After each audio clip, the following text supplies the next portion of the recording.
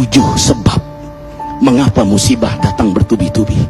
Yang pertama, karena banyaknya maksiat. Surah Yasin ayat 19 yang kita baca setiap hari.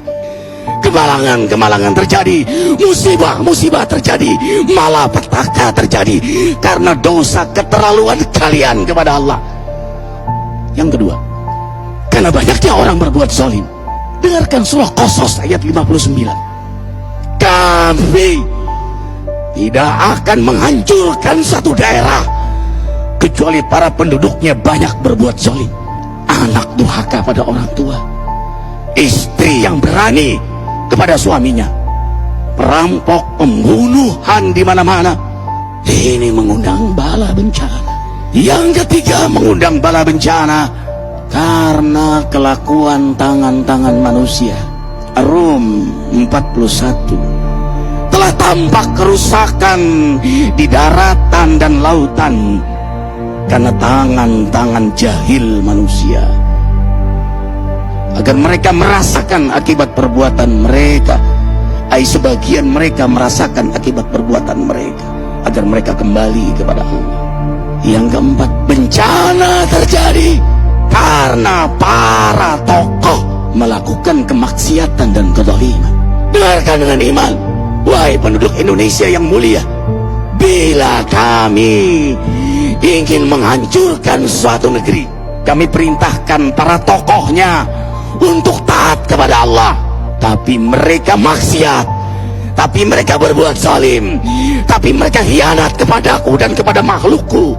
Fahaqa alaihil qaul, maka haklah untuk mereka datang bala bencana seperti kaum Ad, kaum Samud, kaum Lut, kaum Nuh. Kami hancurkan sehancur-hancurnya. Siapa tokoh itu? Para pemimpin kita yang sumpah Al-Quran di kepalanya, demi Allah tidak korupsi. Lalu korupsi. Siapa lagi? Hartawan, orang-orang kaya yang dengan harta berpoya-poya, sombong, maksiat dengan kekayaannya di tengah orang yang banyak menderita. Siapa lagi? Ulama yang menjual ayat-ayat Allah dengan murah. Subhanallah. Yang kelima, mengapa bala bencana terjadi? Karena orang-orang soleh, orang-orang baik diam melihat kemaksiatan dan kemungkaran.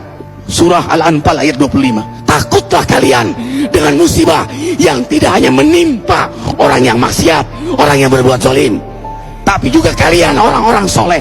Maka masa bodoh dengan kemaksiatan bukanlah sikap seorang mukmin.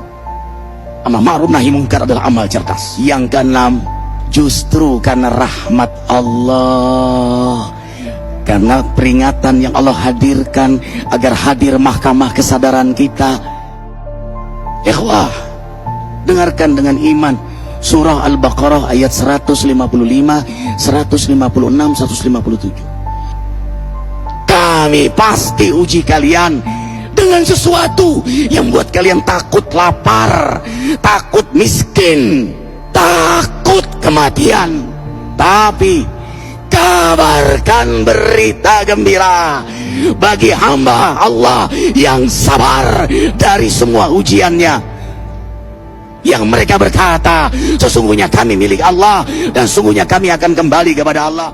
Yang terakhir, yang ketujuh, ada yang nanya, bagaimana yang maksiat yang selamat? Tenang-tenang saja. Yang berbuat zalim malah sukses. Di mana keadilannya? Allah Maha Adil.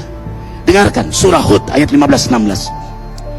Barang siapa mencari kesenangan dunia, lalu dia menghalalkan semua cara, apa kata Allah? Kami beri, tapi di akhirat tidak mendapatkan secuil pun kenikmatan, malah nikmat di dunianya menjadi bahan bakar azab untuk dirinya. Itulah istidrat. Lalu apa sikap kita sekarang? Orang beriman menjadikan peristiwa apapun sebagai jalan untuk mendekatkan dirinya kepada Allah.